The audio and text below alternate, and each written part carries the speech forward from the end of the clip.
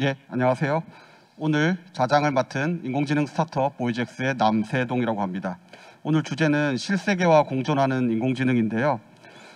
실세계와 공존하는 인공지능을 실제로 열심히 만들고 있는 훌륭한 스타트업들의 멋진 대표님들 네 분을 모셨습니다. 우선 각자 그 대표님들의 본인 소개를 들어보도록 하겠습니다. 멀리 미국에서 참여하신 올거나이즈의 이창수 대표님 본인 소개 부탁드립니다. 네, 안녕하세요. 네, 올거나이즈 대표 이창수입니다. 네, 저는 지금 미국 실리콘밸리에 살고 있고요. 세 아이의 아빠고, 이제 첫 번째 회사는 한국에서 창업해서 이제 일본에서 펀딩을 받아서 미국 회사에 성공적으로 엑시트를 하고, 네, 그래서 미국으로 건너와서 지금은 AI 회사인 올거나이즈를 창업한 이창수라고 합니다. 잘 부탁드리겠습니다. 예, 반갑습니다. 예, 두 번째로는 3세컨즈의 대표 김재우 대표님 본인 소개 부탁드리겠습니다. 안녕하세요. 3세컨즈의 김재우입니다.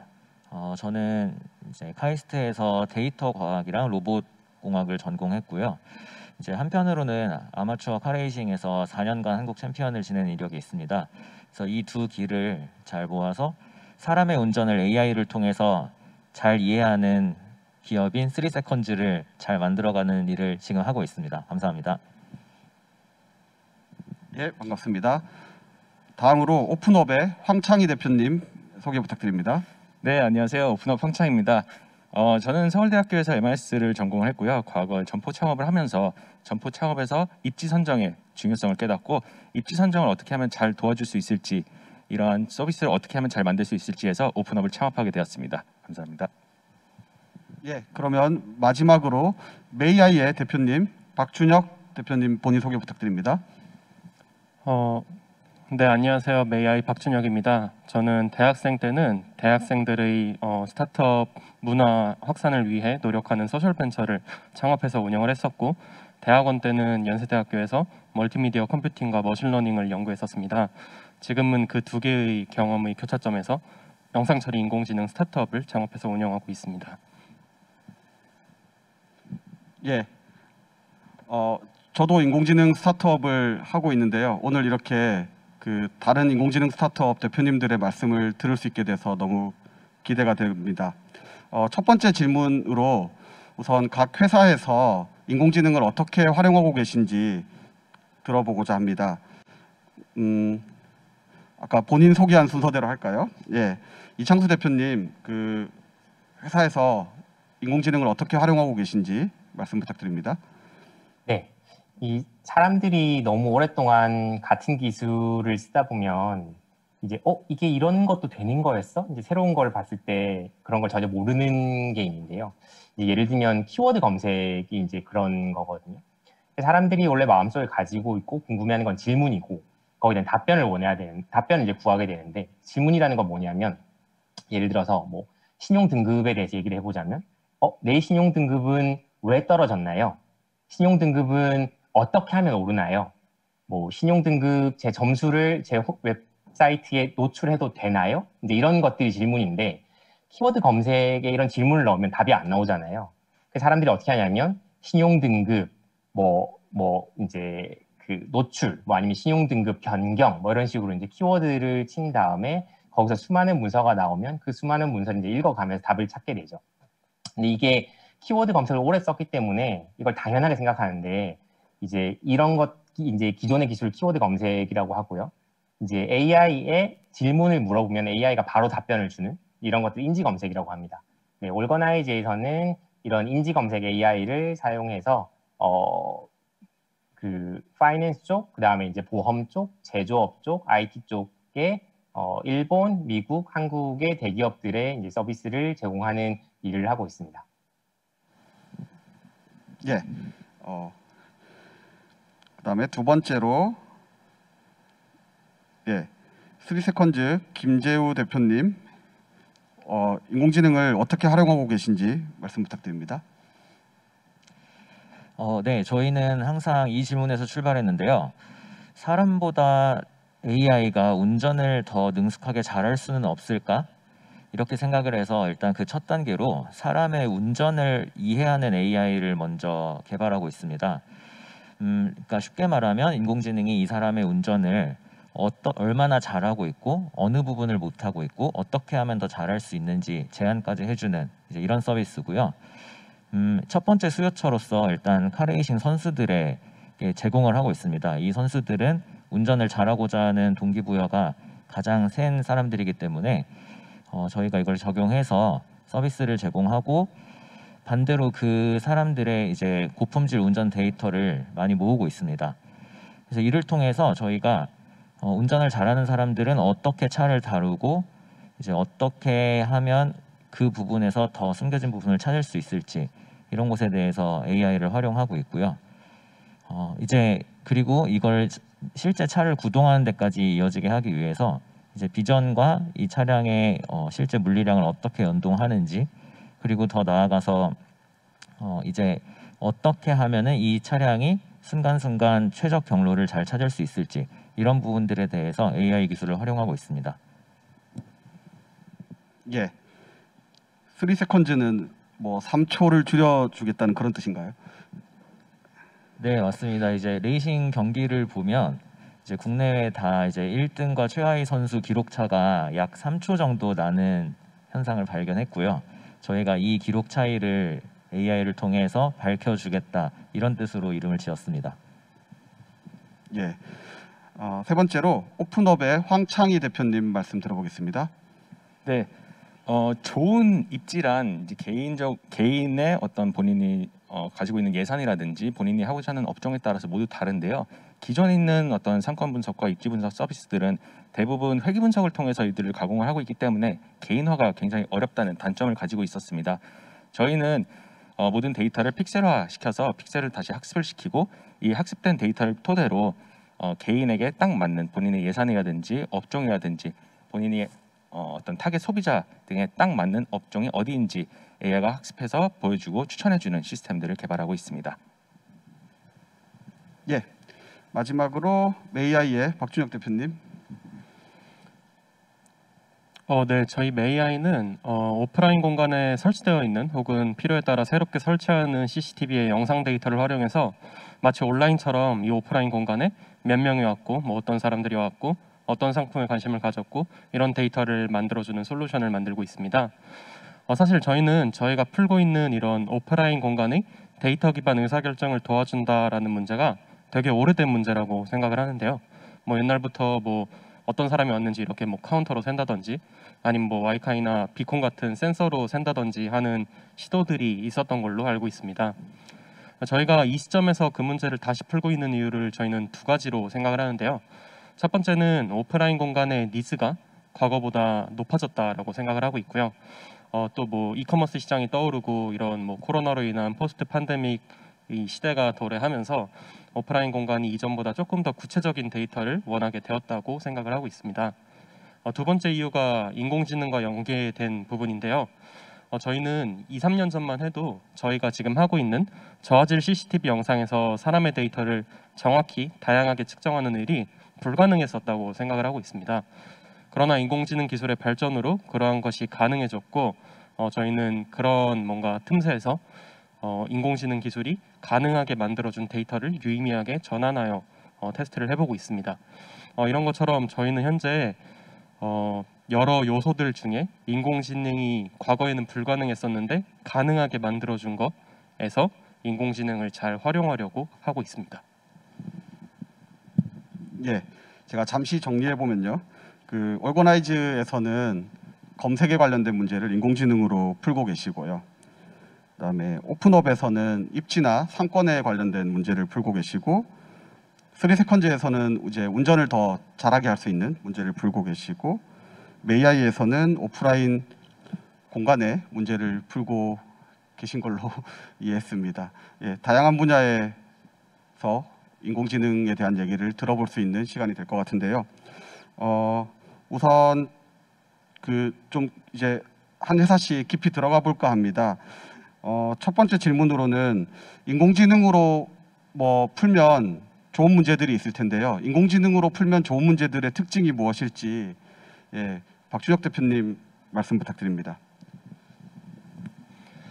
네, 사실 저희는 그 인공지능이 뭐 모든 문제를 다 풀 수 있는 요술봉이라고는 생각하지 않습니다. 그냥 최근에 나온 되게 세련된 도구라고 생각을 하는데요. 다른 모든 도구들이 그렇듯이 인공지능 역시 그 필요에 맞게 정확한 곳에 사용해야 한다고 생각을 합니다. 인공지능 전에는 대부분의 사람들이 이제 문제를 규칙 기반, 룰 베이스, 알고리즘이라는 방식으로 이제 풀었었는데요. 이러한 거는 사람이 어떤 틀을 만들어 놓고 그 컴퓨터가 그 틀대로 이제 연산을 할 수 있게 해주는 방식이었다고 생각을 하고 있습니다. 근데 인공지능이 이제 나오게 된 이유는 그런 식으로 문제를 풀다 보니까 그렇게 풀기 너무 어려운 문제들이 등장을 하는 거죠. 뭐 예외 케이스도 많고 되게 처리해야 될 것들이 많은 일들이 벌어졌다고 생각을 합니다.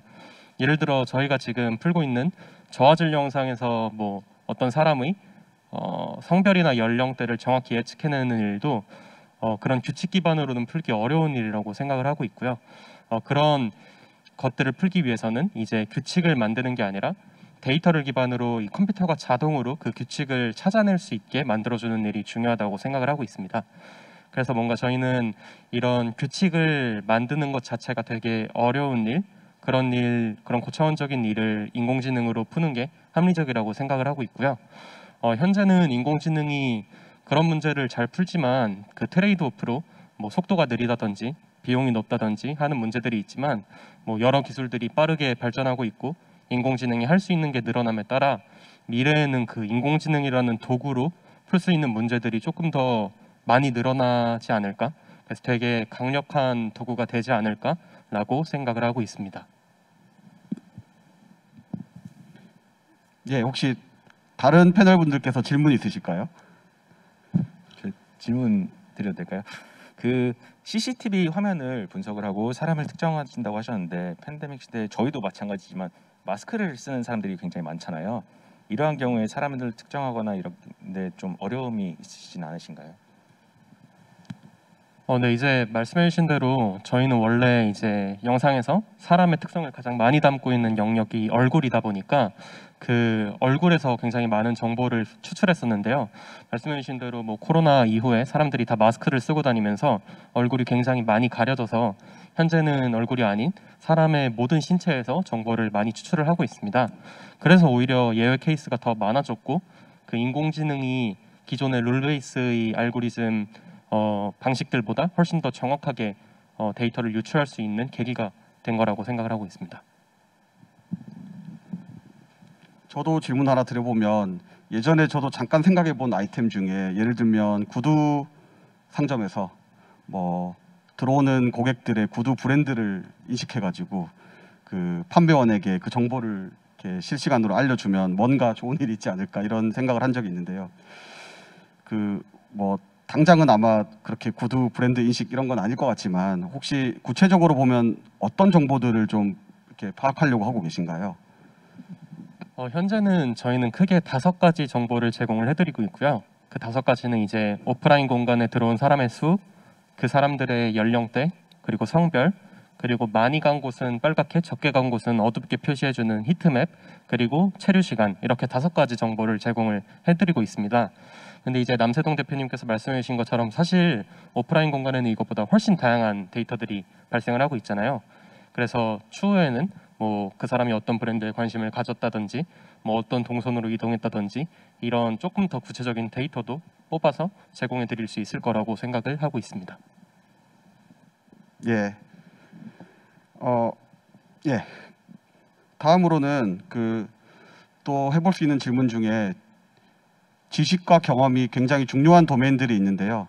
그런 도메인에서는 인공지능이 어떻게 활용될 수 있을까 궁금하기도 합니다. 그래서 이 질문은 오픈업의 황창희 대표님께 질문드리겠습니다. 네.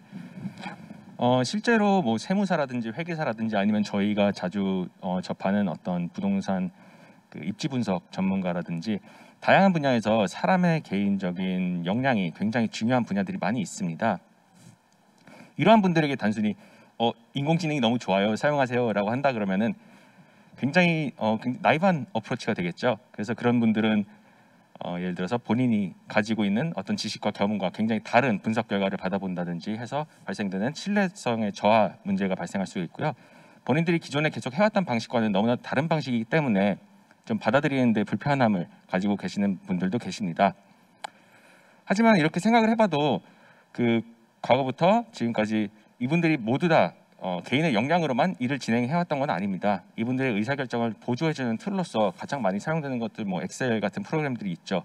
최근에는 뭐 VBA를 통해서 이분들도 직접 간단한 코딩을 적어서 이제 자동화 기능까지 사용을 하고 계신데요. 큰 틀에서 보았을 때 어떻게 보면 인공지능을 접목시키는 어떤 단계라고 볼 수 있지 않을까 생각을 합니다. 다시 말해서 인공지능의 분석이라든지 예측 결과가 이분들의 실제 업무 하시는데 굉장히 효과적으로 사용이 되고 그리고 자연스럽게 이들이 받아들일 수 있는 정도의 수준까지 수렴을 한다 그러면은 이것이 가장 효과적으로 인공지능을 이분들에게 적용시키고 그리고 소개시켜 드릴 수 있는 어떤 계기가 되지 않을까 생각을 합니다.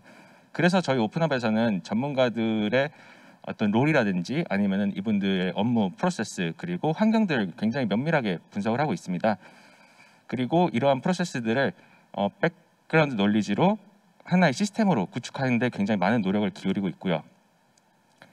이렇게 구축된 시스템들이 결국에 이분들이 그동안 주관적으로 어떻게 보면 일을 해왔던 분야에서 굉장히 객관적이고 과학적인 백그라운드 데이터로 활용이 될 수 있는 선순환을 만들 수 있을 거라고 생각을 하고 있습니다. 예, 그 전문가분들께서 그렇게 뭐 직관적으로 또는 감으로 하고 계시던 일이 뭐 각 분야마다 많이 있을 텐데요. 그것을 이제 인공지능이 대체하기 위한 노력들을 많이 하고 있고 저희도 이제 그런 일을 하고 있는 것 같습니다. 그런데 이제 실제로 해보면 그 인공지능의 결과가 너무 터무니없고 엉터리여서 뭐 실망하는 경우는 저희도 많고 다들 많이 겪으실 거라 그거는 굳이 안 물어봐도 될 것 같고요. 혹시 그 오픈업에서 하신 일 중에 전문가분들께서는 이렇게 뭐랄까 좀 캐치하지 못했던 부분을 인공지능이 캐치한다든지 그래서 좀 정말 놀라운 성과가 나와서 그런 전문가분들께서도 아 이렇게 새롭다 좋다 이렇게 느끼셨던 부분이 혹시 있을까요? 네. 과거에 저희가 같이 일했던 한 프랜차이즈 업체에서 그 내부에 이제 한 18년 정도 그 상권 분석을 하셨던 전문가분이 계셨습니다. 근데 그분이 A 지역이 굉장히 매출이 높아서 A 지역과 비슷한 지역을 B 지역이라고 설정을 하고 B 지역에 실제로 오픈을 했는데 A 지역만큼 매출이 나오지 않았어요. 그래서 겉으로 봤을 때 이동인구량도 그러고 그리고 매출 뭐 주변 매출도 그러고 그리고 시장 구성이 굉장히 비슷한데 왜 A 지역과 B 지역은 이렇게 다른 매출이 나오는 것일까? 저희한테 분석을 의뢰를 해주셨는데요.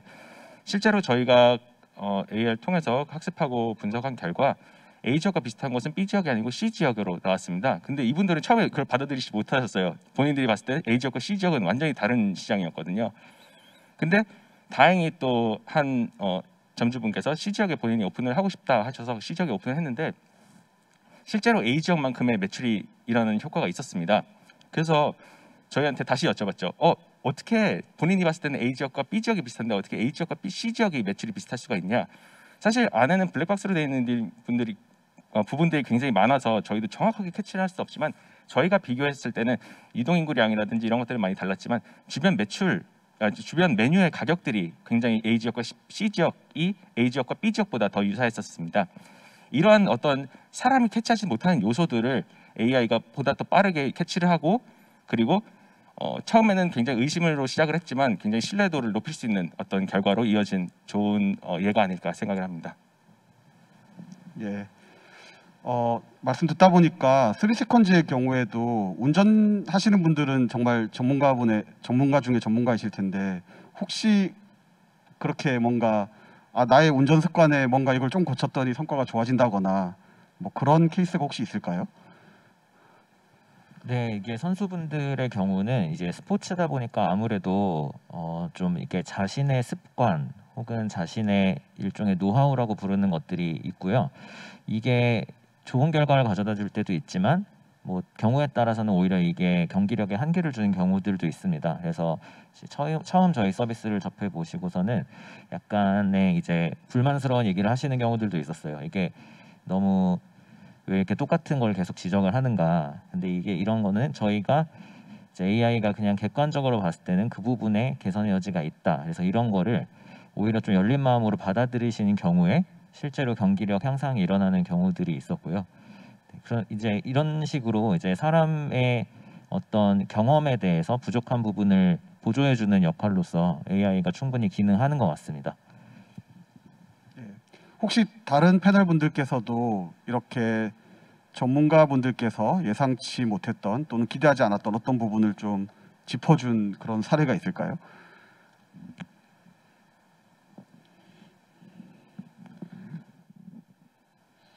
네, 제가 갑자기 질문을 드렸더니 네, 아마 있으실 텐데 긴장하셔서 말씀을 못 하시는 거 아닐까 싶습니다.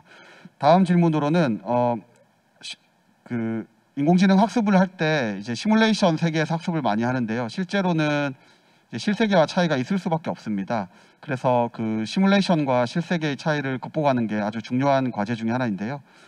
아무래도 이 질문은 이 차이가 아마도 뭐 가장 심한 것 중에 하나일 그 레이싱에서 질문을 해보겠습니다. 김재호 대표님, 시뮬레이션과 실세계의 차이를 어떻게 극복하고 계신가요?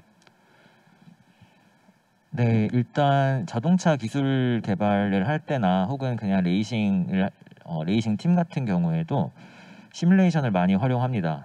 다들 아시겠지만 시뮬레이션의 강점은 일단은 비용이 저렴하고 그리고 많은 수의 실험을 이렇게 스피드를 실제 세계보다 높여서 더 짧은 시간 안에 해낼 수 있다는 이런 장점들이 있는데요. 반면에 반대로 말하면 실제 세계에 비해 좀 미화라고 표현해야 될까요? 그런 부분들이 있습니다. 예를 들어서 시뮬레이션에서는 이제 차량이나 환경에 대한 여러 가지 물리량들 이런 변수들을 일반적으로 깨끗하게 다 받아볼 수가 있게 되어 있습니다. 실제에서는 차량의 속도 혹은 지금 정확한 위치 이거를 아는 문제만 해도 정확하게 알기 위해서는 굉장히 많은 고민과 뭐 많은 비용이 같이 필요하거든요. 그래서 이런 어떤 뭐 센서 레벨의 다이나믹스라던가 여러 가지 실제 세계에 존재하는 차이들에 의해서 시뮬레이션 상에서 잘 되던 모델이 실제에서는 안 되는 경우도 흔합니다.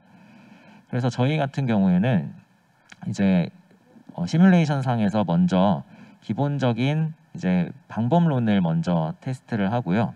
그리고 실제 세계에서 실제로 주행한 데이터들을 많이 수집하기 위해서 서비스로 이제 수집되는 실제 주행 데이터를 많이 모으고, 두 번째로는 저희도 직접 차량을 운용하면서 실제 레이싱 트랙들에서 저희가 직접 주행을 해서 데이터를 모으고 있습니다. 오늘 옷도 엄청 레이서의 옷을 입고 오신 것 같은데요. 혹시 대표님은 얼마나 운전을 하시나요? 얼마나라고 하면 양을 말씀하시는 건지. 그 두 가지 다죠. 뭐 양이나 실력이나 갑자기 궁금해졌습니다. 네, 저는 이제 뭐 저희 회사 실험을 할 때 직접 운전을 하는 경우도 많이 있고요. 제 개인적으로는 이제 한국 레이싱 경기들에 참가하면서 네, 꾸준히 감을 잃지 않기 위해서 노력하고 있습니다. 멋집니다.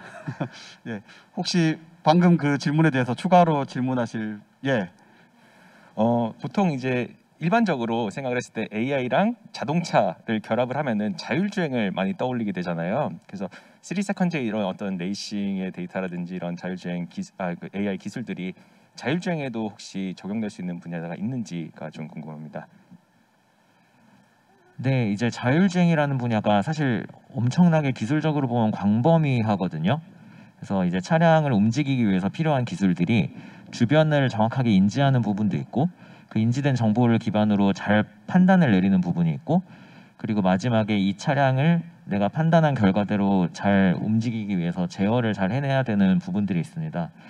근데 이제 일반적으로 이제 아마 접하시는 대부분의 자율주행 관련 연구가 지금은 인지 쪽에서 집중을 하고 있고요. 근데 저희가 모으고 있는 데이터셋의 가치가 이제 주변에 이제 물리적인 인지 데이터와 더불어서 능숙한 사람이 어떻게 판단을 했고 차량을 제어해냈는지를 다 포함하고 있어요. 그래서 이 데이터를 기반으로 좀 더 이제 자율주행 차량이 고속주행 시 뭐 돌발 상황이 나타났을 때 차를 얼마나 신속하게 정확하게 잘 회피 기동을 할 수 있는지 이런 부분에도 활용을 하고 있고요. 그리고 이제 더 나아가서 꼭 자율주행이 아니더라도 그 전에 단계 일반적인 모빌리티 단계에서도 저희가 이 운전자의 행동 패턴이나 숙련도, 뭐 집중도 이런 것들을 판별할 수 있게 되었습니다. 그래서 이런 부분을 통해서 지금 이 사람이 운전을 얼마나 안전하게 하고 있는지 뭐 판단해서 이 사람에게 실시간으로 좋은 가이드를 준다던가, 혹은 뭐 보험사 등과 연계를 해서 이 사람의 위험도를 예측을 해준다던가 이런 일까지 발전을 시키고 있습니다. 예, 오늘 주제가 실생과 공존하는 인공지능인데요. 자율주행 얘기가 나와서 말인데 뭐 운전만큼 저희 실생활에 영향을 줄 큰 것도 없을 것 같은데, 혹시 패널분들께서는 이 자율주행이 정말 뭐 현실화 될 건지, 현실화 된다면 언제 될 건지 이런 거에 대해서 혹시 생각해 보신 적이 있으실까요? 저 아까 그 김지호 대표님한테 사실 질문 드리고 싶은 게 있었는데요. 예. 네네네. 이제 역시 자율주행에 연결되는 얘기긴 한데, 이제 보통 자율주행 이제 뭐 그 테슬라가 됐건 아니면 뭐 다른 바이두가 됐건 어떤 큰 회사들에서 이제 트레이닝 시키고 그걸 실제 적용할 때 아무래도 날씨에 엄청나게 영향을 받는데, 이 학습시킨 데이터는 이렇게 낮에 맑은 날씨가 주로 많으니까 막 눈보라치는 밤에 이제 그 모델이 제대로 학습을 하지 못해서 이제 뭐 어떤 물건들을 잘 구별하지 못한다거나 하는 케이스들이 사실 많이 있거든요. 아무래도 데이터의 분포가 다를 수밖에 없으니까. 근데 이제 그 조금 전에 답변에서 다시 나오긴 했는데, 이 카레이싱이라는 거는 약간 특수한 환경이고, 이제 그 다음에 결국 여기서 쓰는 AI의 목적이 그 코스를 자율적으로 주행하는 게 아니라 레이서의 실력을 높여주는 거긴 한데, 결국은 이렇게 입력된 데이터들이 이렇게 낮에 레이스를 했을 때, 밤에 레이스를 했을 때, 또 날씨가 되게 다를 때에 따라서 이제 얘가 어떻게 가이드를 주느냐가 되게 다를 것 같은데요. 그런 부분들을 이제 어떻게 조정하시고, 이제 그게 실전에서 이제 어떻게 피드백으로 돌아오고 이런 것들이 좀 궁금해요. 네, 되게 날카로운 질문을 주셨는데요. 우선은 이제 주로 생각할 수 있는 뭐 카메라 비전을 통한 자율주행 이런 것들은 당연히 외부의 조도, 날씨 이런 거에 영향을 굉장히 크게 받을 거고요. 저희가 집중하는 부분은 사실은 아까 말씀드린 운전의 요소 중에 인지 뒤쪽에 더 집중을 하고 있습니다. 차량을 어디로 움직일지 판단해내고 어떻게 제어를 할지. 그래서 이런 부분에 있어서도 이제 차량의 한계 성능을 쓰는 영역에 가면 날씨에 따라서 많은 영향을 받는데요. 뭐 예를 들어서 눈비가 오면은 훨씬 일반 도로보다 미끄럽고, 이게 기온에 따라서도 차량의 접지력이 달라지고 이런 차이들이 있습니다. 그래서 저희는 이런 부분들을 이제 모든 물리량에 대해서 이제 상세한 모델링을 해서 계산을 해서 사용을 하기보다는 그 데이터 자체에서 AI가 이 차량의 이 환경에서 어느 한계 성능까지를 발휘할 수 있는가를 데이터로부터 이제 그 바운더리를 추출하는 기술을 개발하였고요. 이제 이것을 이제 적용해서 약간 어댑테이션 방식으로 이 환경에서 이 차를 어떻게 제어 전략을 짜야 최적 성능을 발휘하는가를 이제 AI를 통해서 적용하는 방식으로 진행하고 있습니다. 예, 그러면 또 다음 질문 이어가 보겠습니다. 저희 모두, 저를 포함해서 네 분 패널분들 모두 이제 스타트업의 대표님들이시고 스타트업을 하고 계신데, 아무래도 뭐 늘 받는 질문이셨을 것 같아요. 스타트업이 대기업하고 어떻게 경쟁할 거냐. 그런데 뭐 늘 받는 질문이긴 했지만, 특히 AI에 대해서는 다들 AI야말로 대기업이 해야 되는 거 아니냐, 뭐 여러 가지 이유로 그런 질문을 저도 많이 받고 늘 받으실 것 같습니다. 특히 이제 B2B에서 아까 인지 검색을 만들고 계신다고 말씀 주셨는데, 이창수 대표님, 대기업과 경쟁할 수 있는 방법이 뭘까요? 네, 이제 AI 스타트업을 하고 이제 이런 AI를 합니다라고 하면은 뭐 몰래도 스타트업이 제일 많이 받는 질문이지만, 야, 그거 구글이 하면 어떡할래? 그거 뭐 마이크로소프트가 하면 어떡할래? 네이버가 하면 어떡할래? 카카오가 하면 어떡할래? 사실 제일 많이 받는 질문인 것 같아요. 제가 이제 두 가지로 나눠서 말씀드릴 수 있을 것 같은데, 첫 번째는 일반론적으로 대기업과 스타트업이 경쟁할 때 스타트업이 어떻게 더 잘할 수 있느냐에 대한 얘기. 두 번째는 AI이기 때문에 이 또 AI의 스타트업이 AI의 대기업과 어떻게 또 더 잘 경쟁하고 잘 협력할 수 있냐에 대한 부분을 말씀드릴 수 있을 것 같은데요.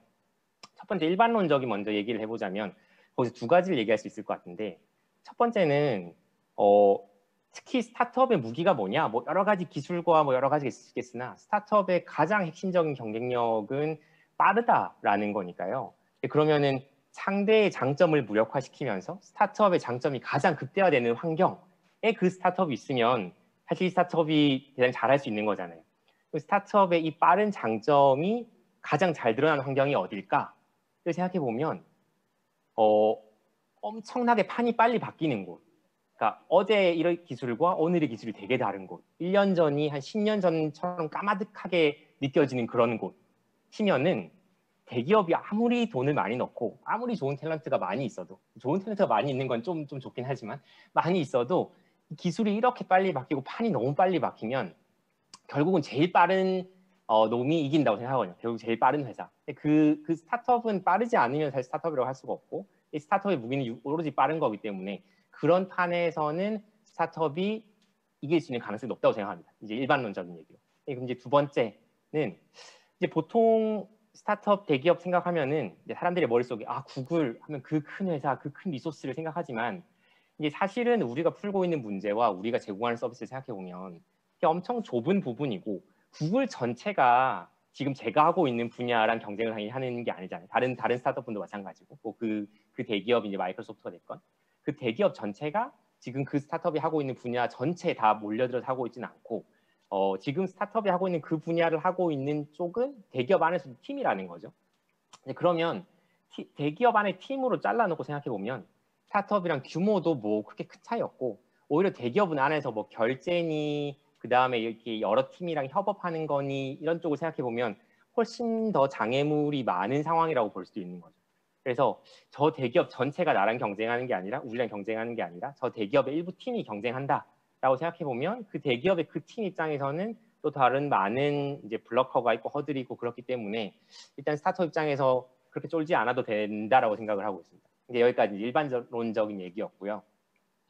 AI 쪽에서 생각을 해보면, 이건 뭐 제가 한 얘기는 아니고 AI 슈퍼파워라는 책에서 나오는 얘기지만, AI라는 분야 자체가 전체 이제 뭐 완전히 산업을 다 바꿀 만큼 이게 인류에 있어서 가장 큰 변화라고도 할 수 있는 거기 때문에, 이 사실 대기업의 역할은 일종의 전력선을 까는 거죠. 새로 전력선을 깔아야 그 전력선 위에서 뭐 여러 가지 일들이 벌어질 수 있는 거잖아요. 그 전력은, 그리고 엄청 규모도 크지만 전력선을 까는 일은 여러 사람이 혜택을 받는 거고, 반대로 이제 스타트업이 하는 일은 AI 쪽에서 이 전력선을 까는 쪽으로 경쟁을 하는 게 아니라 그 전력선이 까여지고 난 그 위에서 딱 바로 쓸 수 있는 배터리를 만드는 일들을 하는 거죠.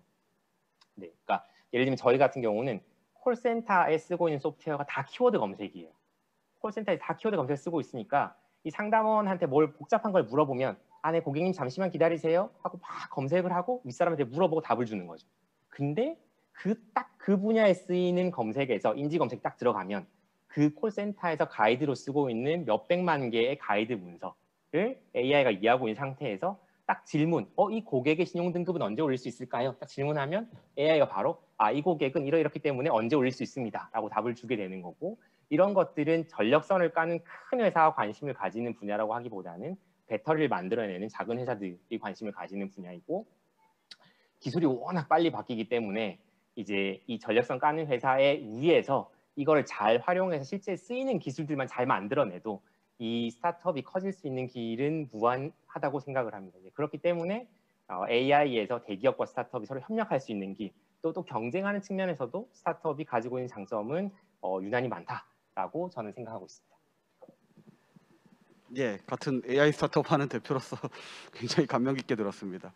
그 다른 대표님들도 뭐 늘 받던 질문이실 거라 굉장히 익숙하실 것 같은데, 혹시 좀 추가로 하실 말씀 있으세요?